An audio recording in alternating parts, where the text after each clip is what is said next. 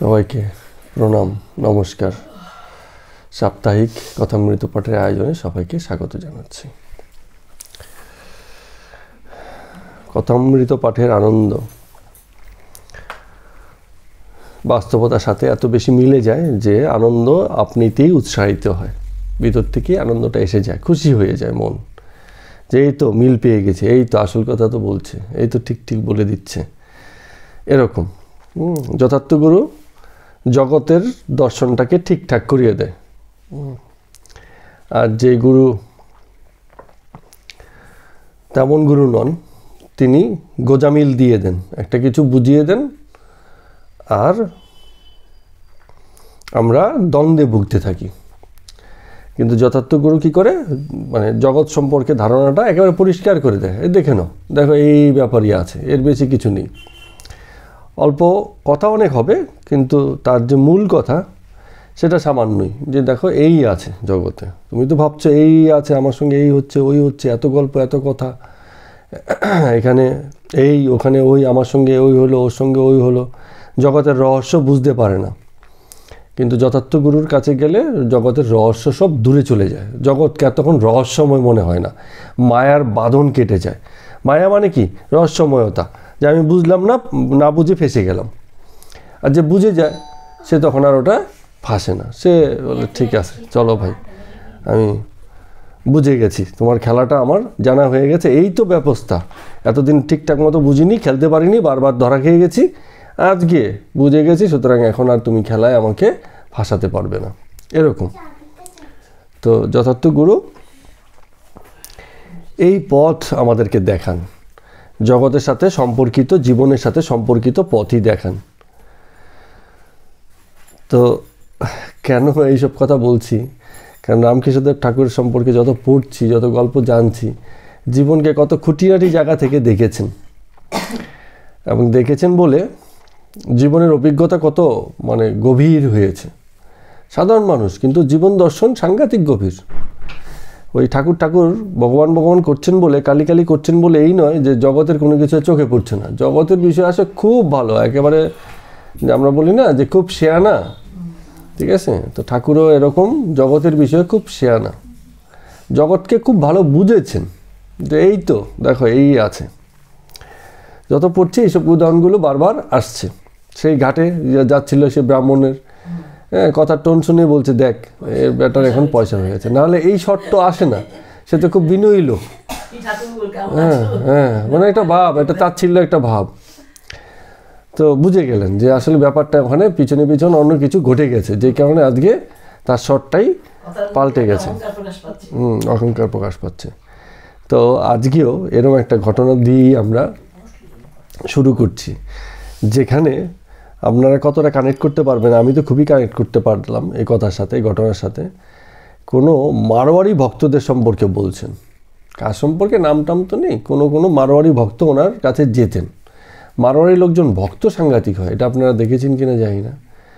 ভক্ত মানে মন্দিরে যে কোনো জায়গাতে যাওয়া, দান করা, তারপরে আপনার মানে সেবা, এইসব দিকে মানে খুব মানে দান সেবা, পরোপকার, এইসব বিষয়গুলো খুব সাংঘাতিক। কিন্তু মারোয়ারিদের আরেকটা, মারোয়ারি হচ্ছে মারবার, মানে হচ্ছে আপনার গুজরাট রাজস্থানের লোকজন যারা আছে তাদেরকে মারোয়ারি বা মারবার বলে, সেখান থেকে কথাটা এসছে। কিন্তু ওনারা ব্যবসায়ী বড় হয়, বলে ব্যবসায় কোনো খাতির নেই, বাবা ছেলেকে মানে এক পয়সা কমাবে না, ছেলেও বাবাকে বলবে না এক পয়সা কমাবে না। এই এই গল্পগুলো আমরা ব্যবসায়ের লাইনে আছে বলে আমরা কিন্তু এগুলোকে খুব শুনি। এবং কিছু মারোয়ারি, তো আমার উল্টো দিকের দোকানে একজন ভদ্রলোক ছিলেন মারোয়ারি, অনেক দিন ছিলেন। মানে আমরা নিজেরাই অনেক সময় বাঙালিরা বসে বসে তার সম্পর্কে অনেক গল্প করি, দেখো আজকে মারোয়ারি বলে এই ধরনের আচরণ তারা মানে করে। এরম মারোয়ারিদের ইসে মানে ভালো যেমন আছে, কিছু মন্দ স্বভাবও তাদের মধ্যে এসে গেছে। ব্যবসার ক্ষেত্রে মানে যদি মনে হয় কাউকে ঠকিয়ে 2 পয়সা আয় করার রাস্তা আছে, কোনো কসরত ছাড়বে না, ওই 2 পয়সাও ঠিক আয় করে নেবে। গরিব ধনী বলে কোনো ব্যাপার নেই, ব্যবসার ক্ষেত্রে কোনো মানে ইয়ের ব্যাপার নেই, হ্যাঁ ওইসব নেই। আবার এমন অভিনয় মনে হবে যেন আপনার জন্য কত কিছু করে ফেললো, ছদ্মবেশী। বলে তোমার জন্য আমি এমন একটা করে দেবো, হ্যাঁ হ্যাঁ, বলে এমন তোমার জন্য আমরা এমন একটা কিছু করে দেব, তুমি তো প্রথম প্রথম তাদের সঙ্গে মিশলে মনে হবে আরে এ তো খুব উপকারী লোক, আমার জন্য এত কিছু করছে, এত আন্তরিকতা, নিজে গিয়ে দাঁড়িয়ে থেকে, হ্যাঁ, যা কিছু করার এত করে দেবে আপনাকে, আপনি বুঝতেই পারবেন না। 3 মাস বাদে খবর পাবেন ওই করে দিয়ে কমিশন নিয়ে কেটে গেছে। সাংঘাতিক। হ্যাঁ, তো এইসব অনেক গল্প আছে তাদের সম্পর্কে, মারোয়ারি ভক্তদের। কিন্তু এই মারোয়ারি ভক্ত ঠাকুরের সেই দিনকে যেসব মারোয়ারি ভক্ত যেত, তারা প্রচুর পরিমাণ ঠাকুরের জন্য মিষ্টান্নী দ্রব্য থালায় করে করে নিয়ে যেত, এবং তাতে গোলাপ জলের গন্ধ থাকতো। ঠাকুর বলছেন যে মানে থালা ভরে ভরে ফল, বিভিন্ন ফলাদি, মিষ্টান্ন যা আছে এইগুলি অভ্যেস আছে। মানে যতই ব্যবসা করুক, মাঝে মাঝে দেখা যাচ্ছে কোনো বাড়িতে হয়তো অনুষ্ঠান হলো, আমাদের জন্য সেই একদম প্যাকেট ভর্তি করে, এবং আপনার বেশি দিন নয়, গেল 1-2 সপ্তাহ আগেও ওই আমাদের সেই দোকানদার 1 প্যাকেট আপনার সেই বিভিন্ন রকম মিষ্টি, ওদের একটু মানে অপ্রচলিত মিষ্টি, আমরা খুব একটা চিনি না, এরকম কিছু মিষ্টি নিয়ে এসেছি, খেতেও খুব ভালো, আমাদের সবাইকে খুব মন ভরে খাওয়ালো, আমাকে তো 2বার খাওয়ালো। বলে খাও কৌশিকজি খাও। তো খেলাম, মানে ওই সব জায়গাতে আবার আছে। হ্যাঁ, তো ঠাকুরের কাছেও এরকম থালা দিয়ে ভরে ভরে মিষ্টান্নাদি নিয়ে আসতেন, কিন্তু ঠাকুর প্রায়ই সেসব জিনিস ছুঁয়েও দেখতেন না। ঠাকুরের বলছে, হ্যাঁ, বলছে যে এইসব জিনিস অনেক সময় প্রায় সেবা করতেন না। তো বলতেন যে ওদের অনেক মিথ্যা কথা কয়ে টাকা রোজগার করতে হয়। সেই সময়েও দেখুন ওদের একটা হয়ে গেছে, পরম্পরা হয়ে গেছে। হ্যাঁ, ঠাকুরও বলছেন যে ওদের অনেক মিথ্যা কথা কয়ে টাকা রোজগার করতে হয়, যে এই জন্য অনেক সময় ওগুলো উনি মানে খেতেন না, নিতেন না, বা সেবা করতেন না, যেমনই হোক। আর মারোয়ারিদেরকে বলতেন, মারোয়ারি ভক্ত যখন আসতো তাদেরকে বসিয়ে রেখে উপদেশ দিতেন। কী উপদেশ দেন? বলতেন যে দেখো তোমরা তো ব্যবসা করো, ব্যবসা করতে গেলে সত্য কথার আট থাকে না, সত্য কথা রাখা যায় না। তো ব্যবসায় অনেক তেজি মন্দি থাকে, তেজির সময় ঠিক আছে, মন্দির সময় কোথায় যাবে? তখন তো কাউকে না কাউকে ঠকাতে হবে, নাহলে চলবে কী করে সে? এমনিই মন্দা, এখন বিক্রি হচ্ছে কম, তখন কি হচ্ছে, নানা রকম ফন্দি বিক্রি করতে হবে, কমের মধ্যে থেকে লাভ বার করে নিতে হবে, এসব বিষয় আসে চলে। কিন্তু নানকের গল্পে আছে, আমরা খুবই দুঃখিত, পৃথা আমাদেরকে গুরু নানকের সম্পর্কে আর কিছু বললই না। আমরা তো আগ্রহ নিয়ে বসে আছি, এরম শ্রোতা পাবে না, শুনতে চাইছে এতবার, আর তুমি বলতে চাইছো না। একসময় বলতে চাইবে, শোনার লোক পাওয়া যাবে না। আমরা কত আগ্রহ করে আছি তুমি গুরু নানকের সম্পর্কে আরও কিছু তথ্য দেবে, তো এখানে নানকের কথা এসে গেল।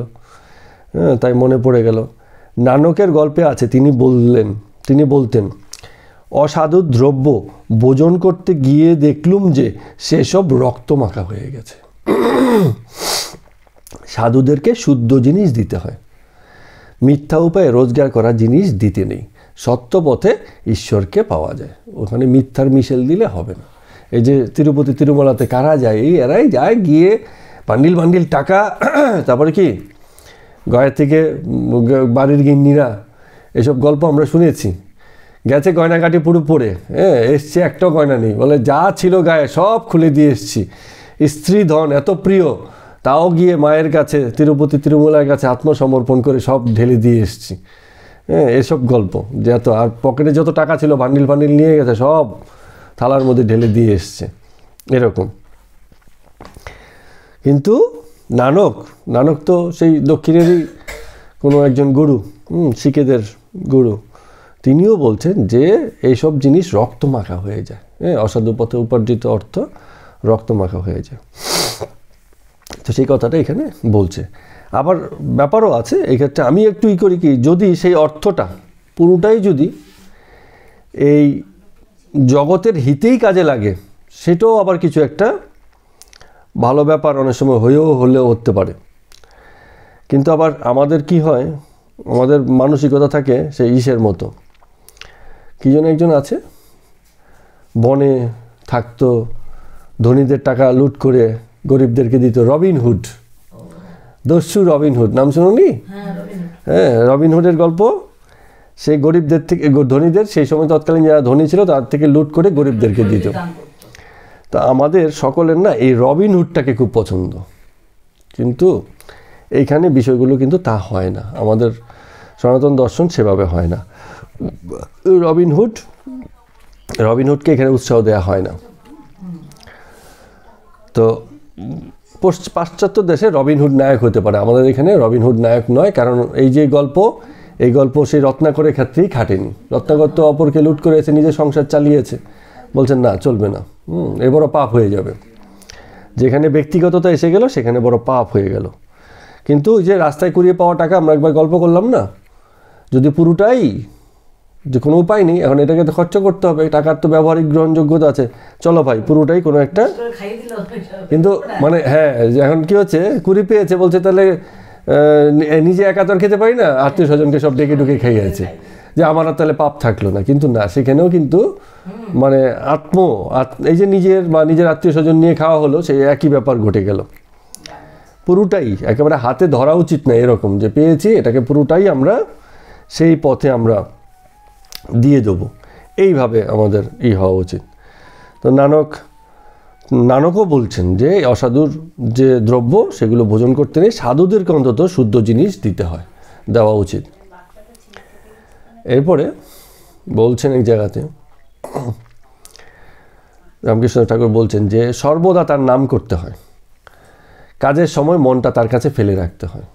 ওই যে একদিন এই বিষয়ে কথা হচ্ছিল, তো বলছে কীরমভাবে ফেলে রাখতে হয়, বলে পিঠে যদি একটা ফোড়া হয়, লোকে ফোড়া নিয়েও অনেক কাজ করে, কিন্তু কেউ বোঝে না, বলছে যে এই লোক তো ভালো দিব্যি কাজ করছে, কিন্তু যার ফোড়া হয়েছে সে জানে, সে করছে সব কাজ, কিন্তু ব্যথা তো টনটন ওখানে, হ্যাঁ, মনটা কেবল ওখানেই পড়ে আছে, ক্ষণে ক্ষণে মানে ভুলে থাকতে গিয়েও পারছে না, ওই ব্যথায় মনটা ওই ব্যথার জায়গায় ফোড়ার দিকে চলে যাচ্ছে। বলছে রাম নাম এরম করতে হয়, জগতের কাজ সবই করছে, লোকে দেখে ভাববে আরে এই তো পুরো বিষয় আসক্ত, কিন্তু ওই লোকই জানবে যে তার মনটা আসলে কোথায় পড়ে আছে। এরমভাবে মনটা পুরোপুরি ওখানে ফেলে রাখতে হয়, এভাবে বলছেন। এবার আসুন, আরও ওনার গল্প আছে, আজকে অনেক কিছুই আছে। তো দক্ষিণেশ্বর প্রাণকৃষ্ণ মাস্টার, এরও আরও অনেকে এসছেন, ওনারা প্রায় বছরকাল ধরে আসছেন, অনেকে ধরে, রাখাল ছিল, নরেন্দ্র ছিল, বলরাম, বাবুরাম, লাটু, তারও আগে থেকে আবার রাম, মনমোহন, সুরেন্দ্র, কেদার, অনেক দিন থেকে ওনার কাছে যাওয়া আসা করছেন, মানে একটা সঙ্গের জায়গা দাঁড়িয়ে গেছে, যারা সময় পেলে ক্রমাগত আসেন, ঘুরে ফিরে আসেন। তো আরেকজন ভদ্রলোক যে প্রাণকৃষ্ণের কথা বলা হলো, সেই প্রাণকৃষ্ণ বাবু এসছেন, উনি আবার এক্সচেঞ্জের বড় বাবু, সেই সময়টায় সরকারি চাকরি করতেন, নিলামের কাজ তদারকি করতেন। তো ওনার সম্পর্কে একটু বললো যে ওনার প্রথম স্ত্রীর কোনো সন্তান না হওয়াতে তার অনুমতি নিয়ে দ্বিতীয়বার তিনি বিবাহ করেছেন, এবং তাতে তার একজন পুত্র সন্তান হয়েছে, এবং তিনি একটুখানি মোটা সোটা দেখতে, একটু ভারী চেহারা ছিল, এই জন্য ঠাকুর তাকে মাঝে মাঝে মোটা বামুন বলতেন। প্রাণকৃষ্ণ মুখোপাধ্যায় ব্রাহ্মণ ছিলেন, তো ইনি মাঝে মাঝে খুব যেতেন। তো একদিন ঠিক এরম করে সবাই বসে আছে, যা হয় দুপুরের পর থেকে ওনার ওখানে একটা ভক্ত সঙ্গের সমাগম হয়, কথাবার্তা হয়।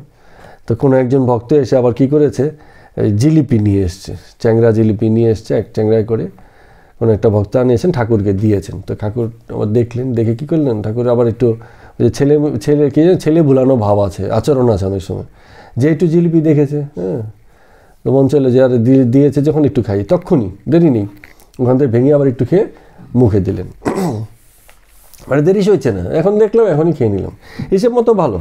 এটাও একটা ভালো পদ্ধতি, যত ওই জিলিপি সামনে রেখে ভক্তি কথা বলবে, একটু ক্ষণে ক্ষণে তো মনটা ওখানে ঢুকে যাবে, তার থেকে বরঞ্চ একটু খেয়ে নিয়েছে, যাক ভাই জিলিপি আছে, মিটে গেছে।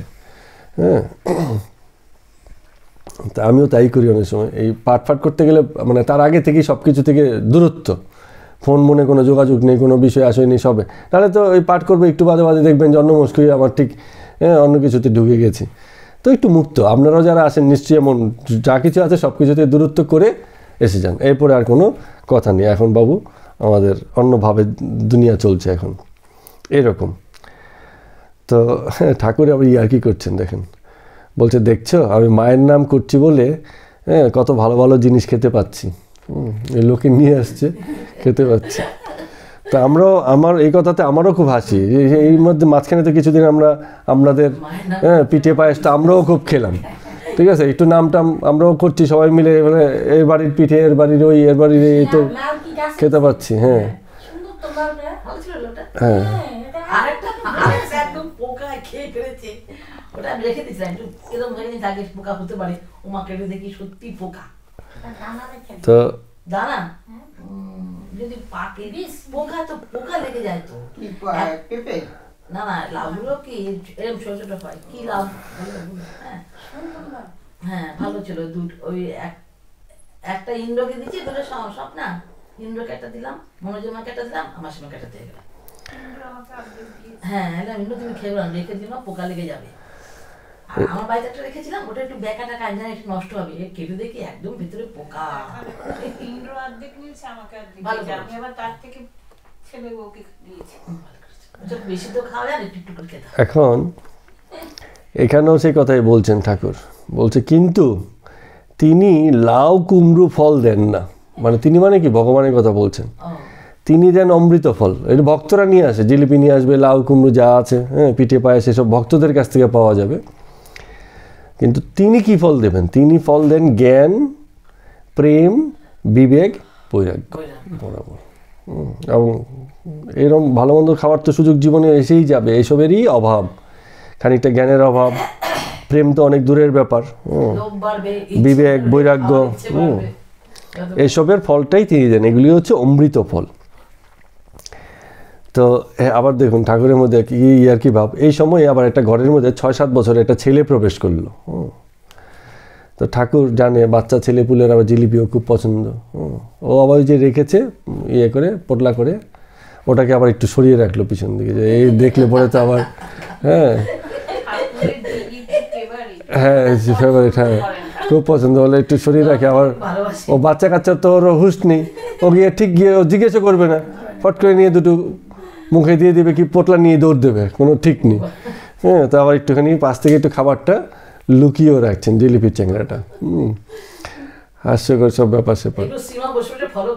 হ্যাঁ তো আবার পাশাপাশি ভাবের কথাও চলছে, জ্ঞানের কথাটাও চলছে। বলছেন কি, এই যে প্রাণকৃষ্ণ বলছেন, প্রাণকৃষ্ণ গৃহস্থ মানুষ বটে, কিন্তু যেহেতু শিক্ষিত লোক ছিলেন, সরকারি চাকরি করতেন, বড়বাবু ছিলেন, এই জন্য ওনার মধ্যে বেদান্ত চর্চার একটা ইসে ছিল। তো সেই তাকে ওই কথাটা বলে বলছেন ঠাকুর, ওই আবার এই যে লুকিয়ে রেখেছেন সেটার ব্যাখ্যাও দিচ্ছেন যে কেন এরকম। বলে কলিতে অন্নগত প্রাণ, কলিতে তাই নারদীয় ভক্তি। ভক্তি মানে কি, এখানে ভাবটা খুব চলে। মানে আগে একটা কি ছিল, প্রথমত জ্ঞান, যখন বেদান্তের চর্চা হচ্ছে তখন তো শুধু জ্ঞান ভিত্তিক কথা। হ্যাঁ, অজ্ঞানকে দূর করো, জ্ঞানের বশবর্তী হও, জ্ঞানকে আশ্রয় করো। কিন্তু কলিতে যেহেতু ভক্তি, ভক্তি কিসের বিষয়? ভাবের বিষয়, যে তার সঙ্গে একটা মানে মানসিক যোগ, মনে মনে যোগ হয়ে গেল, কত একটা যেন একাত্ম হয়ে যাওয়া হলো, তার হয়ে গেলাম, তার হয়ে আমি তার মতো করে ভাবতে লাগলাম, তার প্রেমে এত মাতোয়ারা হলাম যে তাকে ছাড়া আর কিছু বুঝতে পারছি না। এরকম প্রেমে পড়লে যেটা হয় না, চুল রুস্কু খুস্কু হয়ে যায়, খাওয়া নেই, পড়া নেই, কী নেই, এসব অবশ্য দেখা যায় না এখন, হোয়াট এভার। তো এইসব ভাব হয়। তো বলছে ভাব ব্যতীত অভাবে পড়লে কে তাকে ধরতে পারে? অভাবে যদি থাকে, যার জীবনে এত অভাব, এটা নেই সেটা নেই, এসবের চিন্তা যার মধ্যে ভীষণ রকম মানে জীবনে বসে আছে, তো সে নিজেই তো অভাবী, তার মধ্যে ভাব কোথা থেকে আসবে? হ্যাঁ, অভাব বোধ চলে যেতে হবে, যে আমার কোনো অভাব নেই, আমি আর অন্য কিছু চাই না। হ্যাঁ, এইসবের চাওয়া পাওয়ার ব্যাপার সব লেঠা চুকে গেছে। তখন গিয়ে এই ভাবটা, এই সংযোগটা স্থাপিত হয়। এই কারণে বলছেন সে যে ভাবের বিষয়, এই যে এখন যে কলিকাল, এই কলিতে ভাবটা খুব আসে। হ্যাঁ, মনের এই কানেকশনটা, এই ভাবটা দিয়ে তার সঙ্গে জুড়তে হয়, এভাবে বলে বলছেন আর কি। তো একটুখানি বাদে ঠাকুর আবার সমাধিস্থ, ওই আবার সেই জিলিপি পুলি সব ভুলে গেছে, সমাধিস্থ হয়ে গেছে। হ্যাঁ, মানে একেবারে প্রায় মৃতের মতো। তো লোকজন যারা বসে আছে, হঠাৎ করে যারা কেউ কেউ দেখেছে, দেখে পরেও তার কাছে, সকলের কাছে অদ্ভুত লাগে যে একটা মানুষ এই কথাবার্তা বলছে, কি ওই আপনার জিলিপি লুকোচ্ছে, কি হাসি ঠাট্টা ইয়ার্কি ফেয়ার্কি চলছে, আবার হঠাৎ করে দেখা গেল এসবের মধ্যে কোনো কিছুতেই সে নেই, মাঝখানে সমাধিস্থ হয়ে গেল। তো সবাই বসে বসে সেই সময়টা চুপচাপ থেকে তার দিকে তাকিয়ে থাকেন, দেখেন যে কি হয়। তো সেখান থেকে ফিরে এসে আবার আস্তে আস্তে ধাতস্থ হয়ে আবার বলছেন যে আগে আমি মাকে দেখতাম, মাকে মানে কি? কালিমাকে। বলছেন যে কালিমাকে দেখতাম, তো গেরুয়া জামা পরা, মুড়ি সেলাই নাই, আমার সঙ্গে কথা করছেন, এরম দেখতাম। আবার একদিন দেখলাম একটা মুসলমানের মেয়ে রূপে আমার কাছে এসেছিলেন, হ্যাঁ, মাথায় তিলক দেওয়া কিন্তু দিগম্বরী চেহারা, হ্যাঁ, 6-7 বছরের মেয়ে, আমার সঙ্গে বেড়াতে লাগলো, খেলতে লাগলো, দুষ্টুমি করতে লাগলো, এই চলছে, কথাবার্তা নেই, এসছে, এই চলছে। এরম দেখলাম। তারপরে একবার হৃদের বাড়িতে গেছিলাম, সেখানে গৌরাঙ্গ দর্শন হয়েছিল। বলছেন এবার হলদারি, ওই যে হলদারি সাধুর কথা বলতো না আগে, তিনি বলতেন, যেহেতু হলদারি সাধু ঈশের সাথে খুব দ্বন্দ্ব ছিল, হলদারি যেহেতু বেদান্ত পড়া, তিনি বলতেন তিনি সব ভাব অভাবের অতীত। এটা বেদান্তের ভাষ্যই, যে এই যে যত রকম আমরা মানে যত ভাব অভাব, সুখ দুঃখ, দ্বন্দ্ব মানে হচ্ছে যেখানে দুয়ের উপস্থিতি আছে এমন যে ভাব, এগুলো জগতের বিষয়। তিনি এইসব ভাবেনি, না কারো প্রতি কোনো বিশেষ পক্ষপাতিত্বে আছেন, না কারো প্রতি বিশেষ শত্রুতা রেখেছেন। তিনি একেবারে নির্মোহ, যে জগতে যা কিছু হচ্ছে কেবল দেখছেন। তো এটা হচ্ছে বেদান্ত দর্শনে ঈশ্বরের স্বরূপে বলা হয়েছে, যে তিনি কোনো কিছুতে নেই, হ্যাঁ, দ্রষ্টা স্বরূপে আছেন। তো এবার এসে বলছেন যে আমি মাকে গিয়ে বললাম, মানে মাকে মানে হচ্ছে কালী মাকে গিয়ে রামকৃষ্ণদেব ঠাকুর বলছেন, কোনো এক সময় বলেছেন আর কি, যে মা, হলদারি বলছে যে তোমার রূপ টুপ নেই, তাহলে তোমার রূপ টুপের যে যা কিছু আমি দেখছি সব কি মিথ্যে? তো মা তখন রতির মার বেশে এসছেন আমার কাছে। রতির মা হচ্ছে কোনো একটা বয়স্ক নারীর বেশে এসছেন। বললে বাবা তুই ভাবেই থাক, তুই যেভাবে আছিস তুই সেইভাবেই থাক, তুই তো ভাবে আছিস, প্রেম ভাবে আছিস, সেইভাবেই তুই থাক, হ্যাঁ, আর কিছু বললেন না, বলে চলে গেলেন। তো এই গিয়ে আবার আমি হলদারিকে বললাম যে আমি তো মায়ের সঙ্গে তো কথা হলো, মা বলছে তুই যেভাবে আছিস সেইভাবেই থাক। তো এইভাবে বলছেন আর কি। তো এই যে কথাগুলো না, এগুলো আমরা যখন সাধারণ ভক্তের মধ্যে পড়ে তখন ব্যাপারগুলো একরকম হয়। এই কথাটা একটু বাদে আবার উনি ব্যাখ্যা করবেন, তখন আমরা কথাটা বলি, তাহলে ভালো হবে। আপাতদৃষ্টিতে মনে হবে কেউ একজন হয়তো কোনো একটা রূপ ধরে আসে, আমরা যেরকম সিনেমা টিভিতে দেখি, হ্যাঁ, কিছু একটা রূপে কেউ এসে গেল, হ্যাঁ, রূপ ধরে এলো, আবার একটু বাদে মিয়ে গেল, দেখা গেল না, খুঁজে খুঁজে তাকে পাওয়া গেল না, বিষয়গুলো ওরকম কি না। এটা ব্যাখ্যা একটু বাদে দিয়েছেন, কি দিয়েছেন পরে আমরা যাচ্ছি, আমরা আপাতত এই কথাটাকে এখানে রেখে তারপরে এগুচ্ছি। তো এই যে ভাবের কথা বললো, বলতে বলতেই আবার একটুখানি মানে কোথাও যেন একটা অন্যমনস্কতা এসে গেল। যখনই গভীর ভাবের কথা হয় না, তখন তো আর মন অন্যদিকে থাকে না, মনটা তখন সেই বলতে বলতে সেই বিষয়েই হারিয়ে যায়, এরকম একটা ভাব। তো আবার একটুখানি চেতনায় ফিরে বলছেন, যে গানের কথা বলছেন, যে আমি যন্ত্র তিনি যন্ত্রী। এই যে আমার ভিতর যা কিছু হচ্ছে, এই যে দেখছি, হ্যাঁ, আমি দেখছি না, মানে কিছু একটা ঘটছে আমার সঙ্গে, যেটার উপরে আমার কোনো নিয়ন্ত্রণ নেই, একটা কিছু আমার সঙ্গে ঘটে যাচ্ছে। তো এটাই বলছেন যে আমি যন্ত্র তিনি যন্ত্রী। তিনি আমাকে বাজিয়ে বুঝিয়ে এরকম নানান কিছুর ভিতর দিয়ে দেখাচ্ছেন, কখনো দেখাচ্ছেন না, কখনো চাইলেও দেখতে পাই না, আবার যখন চাই না হঠাৎ কোথায় যে কী দেখি নিজেই বুঝতে পারি না কী হয়ে যাচ্ছে আমার সঙ্গে। এটা বলছেন তিনি যেমন করান তেমনি করি, যেমন বলান তেমনি বলি। রামপ্রসাদ বলে ভবসাগরে বসে আছি ভাসিয়ে বেলা। ওই ভবসাগর মানে হচ্ছে ভাবের সাগর। এই যে ভাবের সাগর, এখানে মানে ভাসিয়ে ভেলা ভাসিয়ে বসে আছে। জোয়ার এলে উজিয়ে যাব, ভাটিয়ে যাব ভাটের বেলা। রামপ্রসাদের গানের দুটো লাইন। এটা মানে কি, মানে যখন জোয়ার আসবে তখন তার আমি ওই জায়গায় বসে থাকতে পারবো না, জোয়ার তো আমাকে ভাসিয়ে নিয়ে যাবে, তো আমি তার সঙ্গেই ভাসবো, আর কি করব। আবার যখন ভাটা হবে আমাকে টেনে নেনে পিছন নিয়ে যাবে, তার সঙ্গেই যাব। আমার তো কিছু নেই, আমার হাতে নেই, না জোয়ার আমি আনতে পারি, না মানে ভাটা আমি আনতে পারি। ফলে জোয়ার আর ভাটার সঙ্গে মানে যখন যেমন ভাব সেই হিসাবে চলাটাই আমার মানে বিষয় হয়ে দাঁড়িয়ে আছে, এর বাইরে আমার কোনো ক্ষমতা নেই। কিন্তু এই বিষয়ে নিরপেক্ষতারা বোঝানোর জন্য একটা খুব মানে দারুণ একটা উদাহরণ দিয়েছেন, অসাধারণ যাকে বলে এক পর্যায়ের।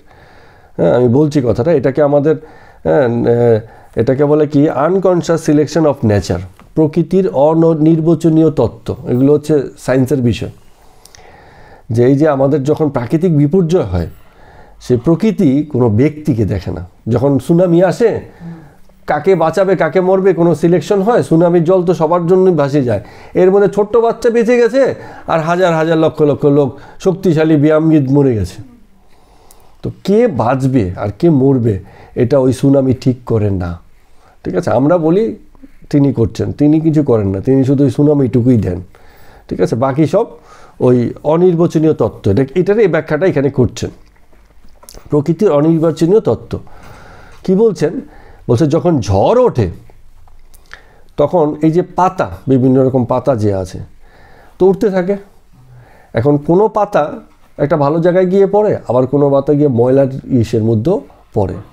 এখন ঝড় কোনোদিন ঠিক করে কোন পাতাটা কোন জায়গায় পড়বে? ঝড় তো ঝড় তুলে দিল, তার মধ্যে একটা পাতা ভালো জায়গায় গিয়ে পড়লো, আরেকটা পাতা ময়লার মধ্যে গিয়ে পড়লো। এখন যে পাতা হয়েছে এবং আমি বুদ্ধি আছে যে পাতার, সে বলবে এই ঝড় ভগবান তুমি আমায় কী করলে, আমাকে ময়লার মধ্যে এনে ফেললে, আমার বন্ধুকে নিয়ে ফেললে কত ভালো জায়গায় বাগানের মধ্যে। যখন পাতার আমিত্ব বুদ্ধি থাকে, আর যখন পাতার আমিত্ব বুদ্ধি থাকে না, হ্যাঁ, তখন সে এই যে নিরপেক্ষতা ঝড়ের, কাকে কোথায় ফেলবে এই ঝড় নিজেও জানে না। তো এই ভগবানের খেলাতে যত কিছু হয় আমাদের সঙ্গে, ভালো মন্দ যাই হয় না কেন, আমরা অভিমানবশত বলি যে আমার সঙ্গে এই হয়েছে, কি আমার সঙ্গে ওই হয়েছে। কিন্তু কি হয়? প্রকৃতির অনির্বাচনীয় তত্ত্ব, একটা কিছু ঘটে, কার সঙ্গে ঘটবে আমরা জানি না। একটাকে বললো না মারা গেছে, কিছু করার নেই, হয় ইনি যাবেন না আরেকজন যাবেন, ইনি না গেলে আরেকজন যেত, আরেকজন না গেলে আরেকজন যেত। যারা বেঁচে আছে এটাই আশ্চর্য যে তারা বেঁচে আছে এখনো, হ্যাঁ, আবার ওটাই খুব স্বাভাবিক যে মরছে। মৃত্যুটাই স্বাভাবিক, বেঁচে থাকাটাই বরঞ্চ ভীষণই অস্বাভাবিক ঘটনা যে এখনও বেঁচে আছি। হ্যাঁ, একজন খুব ভালো ডাক্তার আছে, ভদ্রলোকের নাম হচ্ছে কী যেন নামটা ভুলে গেছি, উনি ন্যাচারোপ্যাথি ডাক্তার। তো উনি বলতেন যে আমরা এই যা কিছু খাই, মানে সব তো ভেজাল খাচ্ছি তো বিভিন্ন রকম, এগুলো খেয়ে যে বেঁচে আছি এটাই আশ্চর্যের বিষয়। মানে কেন যে মরি না সেটাই অবাক করা ঘটনা। যা কিছু খাই এত ভেজাল, হ্যাঁ, ওষুধপত্র থেকে শুরু করে, ওষুধই কি ভালো, ওই যে সেই তো প্রসূতি পর্যন্ত মেরে ফেললো, দেখতেই পাচ্ছেন এইসব ঘটনাগুলো, কত বাজে জিনিস। দেখুন, যা প্রাণ বাঁচানোর কথা তাই হত্যার কারণ হয়ে যাচ্ছে। তো এত ভেজাল, এত দুর্নীতি, এত দূষণ, এসবের মধ্যে থেকেও যে আমরা যে কজন লোক বেঁচে আছি এখনো, এ তো বড় সৌভাগ্যের ব্যাপার যে আমরা বেঁচে আছি এখনো, বলতে পারছি যে হ্যাঁ আমরা বেঁচে আছি। না হলে এত মানে ভেজালের মধ্যে বেঁচে থাকার কথা নয়। এবারে তাঁতি বলছে, আরেকজন তাঁতির কথা বলছে, তাঁতি বলছে যে রামের ইচ্ছায় ডাকাতি হলো, রামের ইচ্ছায় আমাকে পুলিশে ধরলো, আবার রামের ইচ্ছাই আমাকে ছেড়ে দিল। কত রাম ভক্ত দেখুন, বলছে বাড়িতে যখন ডাকাতি হয়েছে রামেরই ইচ্ছা, তিনি চেয়েছেন আমার বাড়িতে ডাকাতি হয়েছে, পুলিশ এসে ডাকাতকে পায়নি, ওরে ধরে নিয়ে গেছে, বলে রামেরই ইচ্ছা পুলিশে ধরে নিয়ে গেছে। পুলিশ আবার দুদিন রেখে বলছে দূর যে ছাড় ওকে, ঠিক আছে, ছেড়ে দিয়েছে। আবার রামের ইচ্ছা হয়েছে, আমি ছেড়ে দিয়েছে, বাড়ি চলে এসেছি। সব কিছুতে যা কিছু ভালো, আমার অভিমানবশত কি হয়, ভালো হলে বলি তার ইচ্ছা, মন্দ হলে বলি আমার সঙ্গে অন্যায় করলো, ভগবান আমাকে দেখে না, এত ডাকলাম, এতই করলাম, সিন্নি দিয়ে এলাম, কানে গয়না ফেলে এলাম, হ্যাঁ, কিছুই হচ্ছে না, কাজ হচ্ছে না। তো অভিমান, এটা হচ্ছে মানে ভক্ত অথবা জীবের অভিমান। কিন্তু তাকে তার এই নিরপেক্ষতার রূপেই দেখতে হবে যে তিনি যা করেন তার হিসেবেই করেন, আর আমার সঙ্গে সে কেবল হচ্ছে মাত্র কিছু, আমাকে লক্ষ্য করে তিনি কিছু করছেন না, না উদ্ধার করছেন না কখনো মারছেন। একটা অমোঘ নিয়তির খেলা চলছে, সেই খেলাতে তার মনে আছে, অন্য কিছুতে নেই, ব্যক্তিগত প্রীতিতেও নেই, ব্যক্তিগত শত্রুতায়ও নেই। তিনি কারো ব্যক্তিগত হন না, সবার। কেউ বলতে পারবে? বলি আমি ভক্তের কথার তো শেষ নেই, বলে আমার ভগবান, বলে আমার কৃষ্ণ, আমার গোপাল, আমারটা ছাড়লেই তো গোপালটাকে দেখতে পাবো। যতক্ষণ আমার গোপাল বলছে ততক্ষণ আর চোখে মানে দেখতে পাবে না, গোপালের আসল রূপ আসবে না। এরপরে দেখুন আরেকটা ঘটনা বলছে, ওই কথার পরিপ্রেক্ষিতে এই কথাগুলো বলছে, যে কথাটাকে আমরা প্রাথমিকভাবে বললেন মনে হলো যেন একটা গোজামিল ব্যাপার, কিন্তু না, তার ভিতরে একটা আত্মতত্ত্ব আছে, একটা দর্শন আছে, আরও আসবে এই কথাগুলো, আরও আসবে, গভীর গভীর কথা। তো আরও মজা করে বলছেন, দেখুন, বলে কলা ব্যাং মুমূর্ষু অবস্থায় পড়েছে। মুমূর্ষু মানে কি? মানে মরে মরে অবস্থা। তো কেন? কারণ সাপে ধরেছে, এখন তো মরে মরে অবস্থা। এখন কি করবে সে, তো জানে মৃত্যু। হ্যাঁ, বলে রাম আমাকে বাঁচাও, আমাকে বাঁচাও, আমাকে বাঁচাও। তো এবার কি হয়েছে, এ তো একদিনের ঘটনা, রাম বাঁচিয়ে দিয়েছে। আরেকদিন রাম তীর মেরেছে, সেই তীরে সেই লেগেছে। এবার আর কি বলবে, কাকে বলবে বাঁচাতে, রামের তীরই তো লেগেছে, আর বাঁচানোর বলে রাস্তা আছে? তীরতে গিয়ে কেউ মরে গেছে, তো কি বলবে এটাকে? সৌভাগ্য বলবে না দুর্ভাগ্য বলবে? কিছুই বলার নেই। ঠিক আছে, তা আমরা সাধারণ লোক কি বলি, বাড়িতে মরেছে কি হসপিটালে মরেছে, কষ্ট পেয়ে মরেছে, বলছে হ্যাঁ খুব কষ্ট, ভগবান তার সঙ্গে খুব অন্যায় করছে। আবার দেখা যায় তীর থেকে মরেছে। আর সব ব্যাপারটা হচ্ছে জন্ম মৃত্যুর এই খেলাটাই স্বাভাবিক।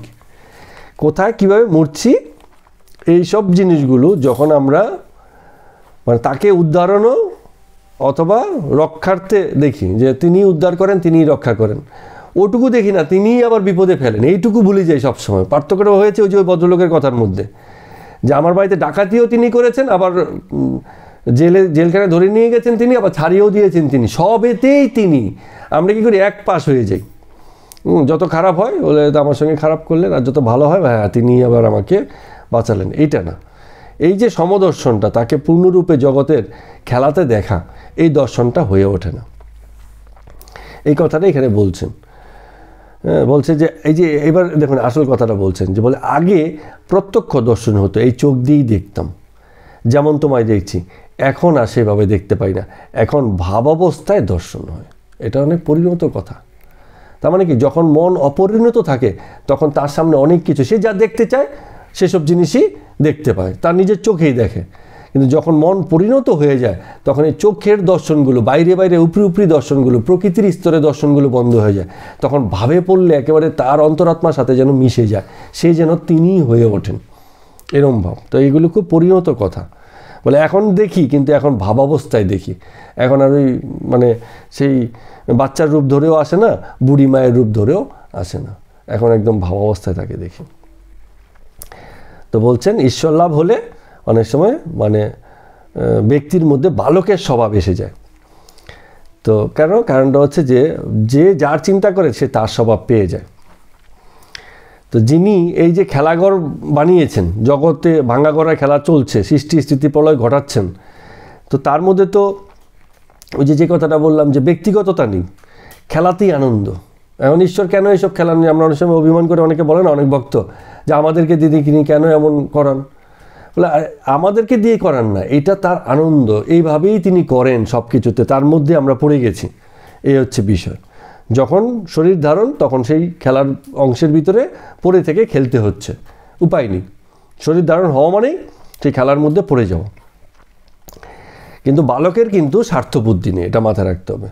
ও খেলে যেই খেলনার জন্য বায়না করছে, একটু বাদে সেই খেলনায় আবার ফেলে রেখে চলে গেছে, মনও নেই। একটু আগে মানে সে ঝগড়াঝাটি মারামারি খেলনা নিয়ে যেন জান প্রাণ যায় এমন অবস্থা, ও মিনিট পাঁচেক পরে দেখা গেছে সে অন্যদিকে চলে গেছে, ওই খেলনা পড়েই আছে। তো ঈশ্বরেরও ঠিক এমন মন, এত কিছু করছে, এত খেলাফেলা করছে, কিন্তু আবার সেই ওদিকে মন নেই, আবার অন্য কোনো খেলাতে মত্ত আছে। খেলাতেই আনন্দ, কি খেলছে, কি নিয়ে খেলছে, কাকে নিয়ে খেলছে, সেই সবে মন নেই, স্বার্থবুদ্ধি নেই। তো বলে আগে কি হতো, এরম যারা পরমংশ হয় তারা অনেক সময় মানে বালক রাখতো, বালক স্বভাবের জন্য, যাতে সেই বালক স্বভাবটা থাকে। কেন? যাতে স্বভাবটা আরোপণ হয়। তো সত্যিই তো বালকের সঙ্গে যখন, বাচ্চাদের সঙ্গে যখন আপনি খেলবেন, ওই বাচ্চাদের মতো খেলতে হবে, বড়দের মতো খেললে হবে না তো। যে সুন্দর করে পরিষ্কার করে বলতে পারে, বাচ্চার সঙ্গে কথা বলবে, দেখবেন সেও তোতলে বাচ্চার মতোই কথা বলে, বাব্বু রে, সোনা রে, মানে বাচ্চা যে ভাষায় বোঝে তাকেও সেই ভাষাতেই সেই বিষয়টা বলতে হয়। তো বলছে যখন ওই মানে ঈশ্বরের সঙ্গে এরকম ভাব হয়ে যায়, তখন ঈশ্বরের এই ভাবটা নিজেদের মধ্যে অনেকটা খানিকটা করে চলে আসে। প্রকৃতির স্বভাব আরোপ না হলে ঠিক হয় না। তো এটা একটা উদাহরণ দিয়ে বলছেন, দেখবেন অনেক সময় যাত্রা করে ছেলেরা যাত্রা করতো না, আগে তো মেয়েরা যাত্রা পাঠ করতো না, ছেলেরাই মেয়ে সেজে যাত্রা পাঠ করতো। এখন বলতো যেসব ছেলেরা মেয়ে সেজে যাত্রা পাঠ করতো, যখন যাত্রা পাঠ করতো না তখনও দেখা যাচ্ছে তাদের মধ্যে মেয়েলি ভাব এসে যেত।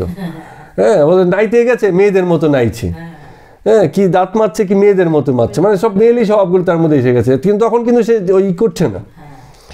তো ঈশ্বরের ভাবটা এরকম, যে ঈশ্বরের ভাবে থাকে, তার সরলতায় মানে ঢুকে যায়, তো জীবনেও সে ওই ধরনের ভাব, মানে তার কাছে তার সঙ্গে ওরকম বিষয়গুলো ঘটতে থাকে। এই কথাটা বলছে, সুন্দর ব্যাখ্যা।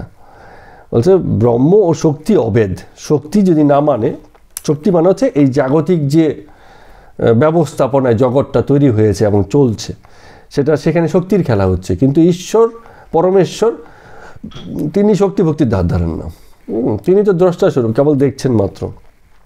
কিন্তু তাকে মানছি আর শক্তি মানছি না, সেটা কিন্তু হবে না। এই জন্য দেবতাদেরও একটা মান্যতা আছে। দেবতা কি? শক্তির স্বরূপ। বলছিলাম না কবে যেন, হ্যাঁ তোমাদের বলছিলাম তো, যে দেবতা কি? দেবতা হচ্ছে শক্তির স্বরূপ, অর্থাৎ তার যে শক্তির প্রকাশ, বিভিন্ন প্রকাশ আমাদের কাছে বিভিন্ন রকম দেবতার রূপে এসেছে, আমরা সেইভাবে মেনেছি।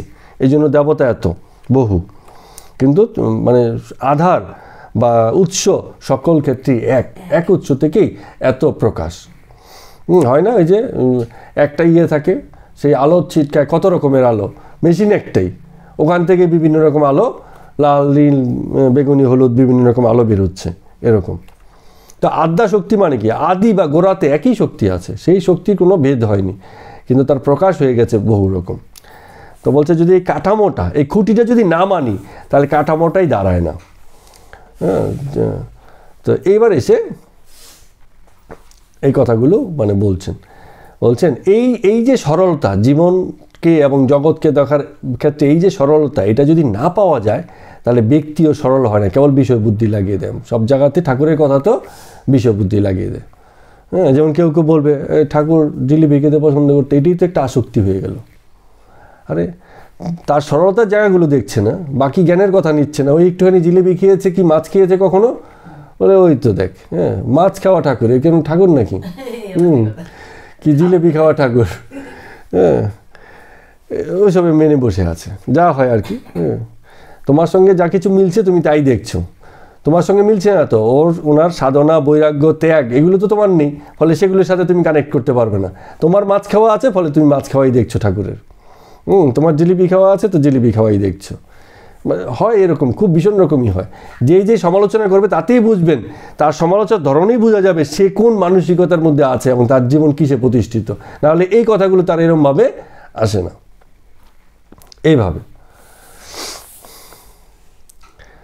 তো আবার দেখুন, ভাবের কথা বলতে গিয়ে আবার বলছেন এক জায়গাতে, বলে ভাবচক্ষে আগে রাখালকে দর্শন করতাম। রাখাল মানে কি? ওই গোপালকে।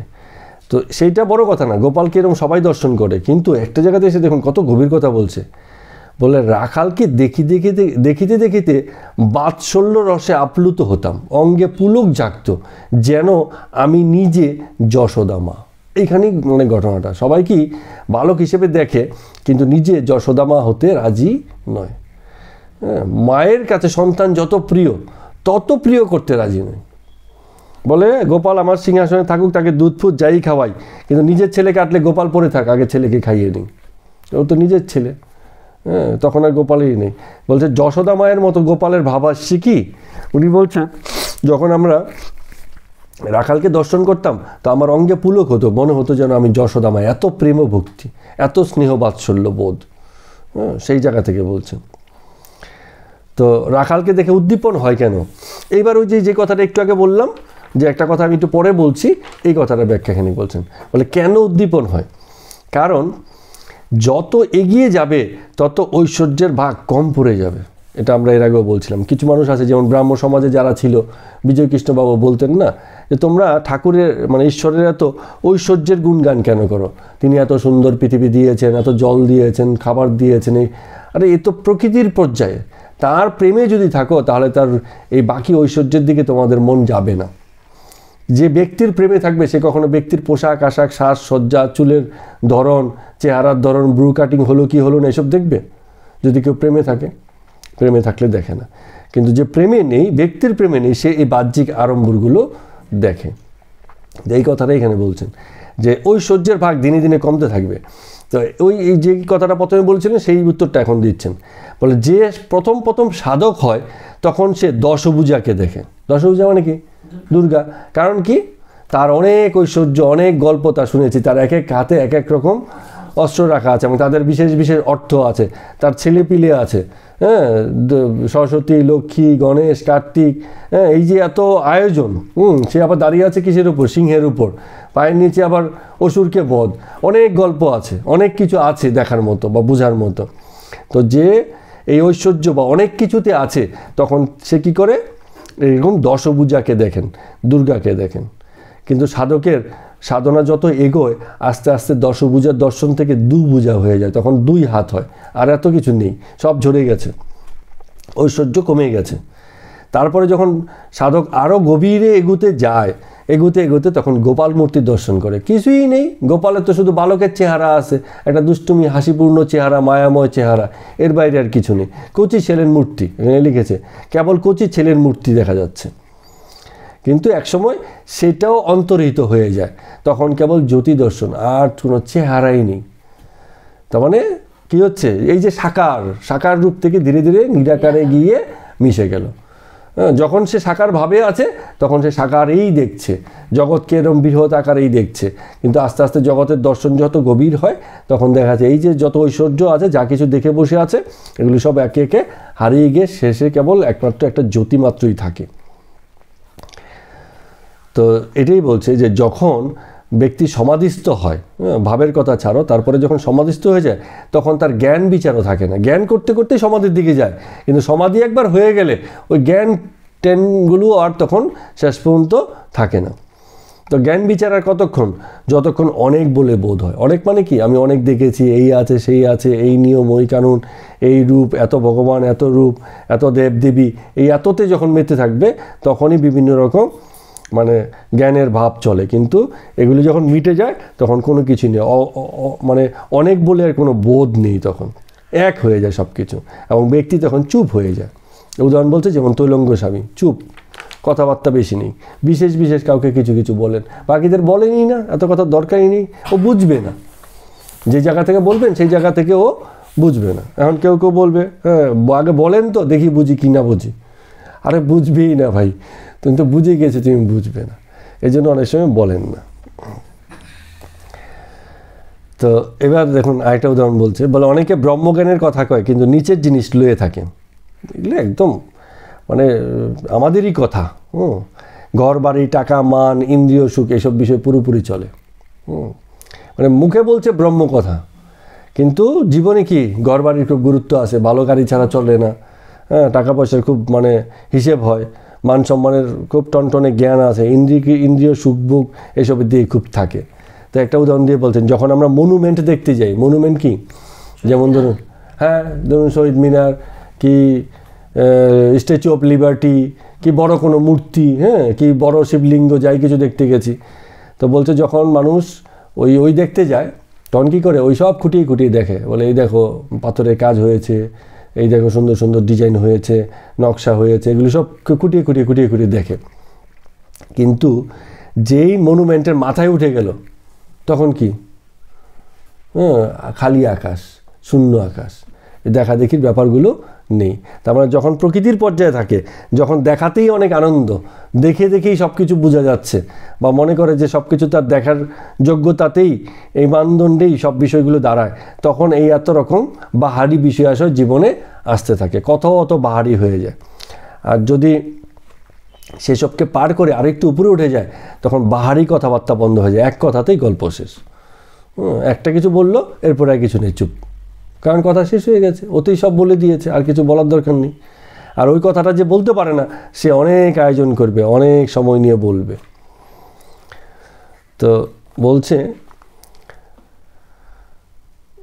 এই যখন ব্রহ্মজ্ঞান হয়, সংসার আসক্তি, কামিনী কাঞ্চন, এইসবের উৎসাহ সব আপনি আপনি চলে যায়, সব শান্তি হয়ে যায়। বলে কাঠ যখন পড়ে, তখন পরপর পরপর অনেক শব্দ হয়, পুরে পুরে যখন ছাই হয়ে গেল, দেখা যাচ্ছে আগুন জ্বলছে, কি নিবু নিবু হয়ে গেছে, বা কাঠের আকৃতি আছে, কাঠটাকে দেখতে কাঠের মতোই লাগে, কিন্তু একটু ঠুসে দিন, ছাই হয়ে মুহূর্তে শেষ হয়ে যায়। তো ওই কথাটা বলছে যে আসক্তি যখন চলে যায় না, তখন উৎসাহ, মানে জগৎ বিষয়ে উৎসাহ এমনি কমে যায়, আর তখন শান্তি অটোমেটিক এসে যায়। বলতে হয় না শান্তি চাই, শান্তি চাই, একটু শান্তি দাও, এরকম বলার দরকার হয় না। যখন শান্তি এসে যায়, জগৎ বিষয়ে আসক্তি চলে যায়, শান্তি আপনিতেই প্রতিষ্ঠিত হয়ে যায়। আবর্ধন দিয়ে বলছে, বলে গঙ্গাতে শীতে যখন চান করতে যাবে, যত দূরে থাকবে গঙ্গা থেকে তত ঠান্ডা লাগবে বেশি, শীত করবে বেশি। যত কাছে যাবে মানে কী হচ্ছে, মানে ঠান্ডা বোধ কমতে থাকবে। যে গিয়ে মানে জলে নামবে, হ্যাঁ, তারপরে বোধ আরও কমবে। জল থেকে যখন উঠবে দেখবে কোনো বোধই নেই, ঠান্ডা তখন একেবারেই লাগছে না। হয়তো তাই চান করার আগে যত ঠান্ডা ফান্ডা কাঁপুনি ফাপুনি দিতে থাকে, যে টান টান হয়ে গেল, গল্প শেষ, আর ওইরকম ঠান্ডা ফান্ডা লাগে না। তো এই বলছে আর কি। তো বলছে জগৎ এই একের উপরেই দাঁড়িয়ে আছে। বলে একের পরে তুমি শূন্য দাও, 10 হবে, আরেকটা শূন্য দাও, 100 হবে, 1000 হবে, লক্ষ হবে, কোটি হবে, কোটি কোটি করতে থাকো, শূন্য দিতে থাকো। তো দিতে এইতে একটাকে মুছে দাও, তো বাকি কি থাকলো তাহলে? সবই শূন্য, আর কিচ্ছু নেই। বলে এই জগৎ সেই একের উপরেই দাঁড়িয়ে আছে। এই দাঁড়িয়ে এত বড় জগৎ এত কিছু তৈরি করে ফেলেছে, কিন্তু তুমি যদি ওই গোড়াটাকেই সরিয়ে দাও দেখবে মানে মুহূর্তে জগৎ শূন্য হয়ে গেছে, জগতে তখন আর কিছু নেই। ওই এককে ধরে আছো বলেই, এককে মেনেছো বলেই জগৎটাকে মানে জগৎটা দাঁড়াতে পেরেছে। তো বলছে এই যে এত কথা, এই যে ব্রহ্মজ্ঞান সমাধির পরে যা কিছু হয়, তো এরপরে দুটো জিনিস হয়, একটা হচ্ছে বিদ্যার আমি, একটা হচ্ছে ভক্তির আমি। তো যারা ভক্তির আমিতে থাকে তারা লোকশিক্ষার জন্য জগতে প্রেমের প্রতিষ্ঠা করে যায়। উদাহরণ এক্সাম্পল গৌরাঙ্গ মহাপ্রভুর কথা, কি হয়েছেন, হ্যাঁ, জগতে প্রেম বিলিয়ে গেছেন। ওই কি জানো, মেরেছিস কলসির কানা, তাই বলে কি প্রেম দেবো না? হ্যাঁ, তার মানে কত ভক্তিভাব, কত প্রেমভাব। যদি আমার মেরেছিস তো কী আছে, আমার প্রেম তখনও কিন্তু তোর জন্য ঠিকই আছে, এরকম বিষয়। এটা হচ্ছে ভক্তির আমি, মানে সমাধি হয়ে গেছে, এখন চুপ করে যাওয়ার কথা ছিল, তারপরেও কিন্তু জগৎকে শেখানোর জন্য, জগতে প্রতিষ্ঠা দেওয়ার জন্য, হ্যাঁ, সেই পথগুলো তৈরি করার জন্য কেউ কেউ ফিরে এসে আবার এরকম ভক্তির ভাবে থাকেন, আবার কেউ কেউ বিদ্যার ভাবে থাকেন। বলছে বিদ্যার আমি, যেমন শঙ্করাচার্য, এই যে আমাদের গ্রন্থ সকল, বিশেষ করে বেদ, এগুলি শঙ্করাচার্য যে সংকলন করে গুছিয়ে দিয়ে গেছেন, এই বিশাল কাজ ছিল। এই জ্ঞানী না হলে খুব হতো না। শঙ্করাচার্য খুব বেশিকাল বাঁচেননি, উনি 20-22 বছরের মধ্যে এই সব কাজ করে ফেলেছিলেন জীবনের। তাহলে দেখুন ব্রহ্মচর্য কত মানে ভিত কত মানে কঠিন ছিল সেই সময়, এবং পোক্ত ছিল, যে 20-22 বছরের মধ্যে বেদের সংকলনকে গুছিয়ে সেসব ব্যাখ্যা ট্যাখ্যার অনেক কিছু কাজ করেছেন। এবং পুরুষ এবং প্রকৃতি তত্ত্ব যেটা আছে সেই শঙ্করাচার্যেরই শিক্ষা। তো এই যে বিষয়গুলো, এগুলো বিদ্যার আমি, মানে তখন উনি কী করেছেন, নিজেকে যে আমি সরাসরি লোক শিক্ষাতে যাচ্ছি না, প্রেমের ভাবে যাচ্ছি না, কিন্তু আমি এই ব্যবস্থাপনাগুলো করে দিয়ে যাচ্ছি যাতে এইগুলো বছরের পর বছর লোককে উপকার দিতে পারে। তার বিষয়ে যত মানে ঋষি মনি এসেদের যে লেখা, মানে অসংকলিত, এদিক ওদিক পড়ে আছে, ছড়িয়ে ছিটিয়ে আছে, হ্যাঁ, এরকম হারিয়ে যাবে, তো এগুলোকে সংকলিত করে গুছিয়ে দিয়ে,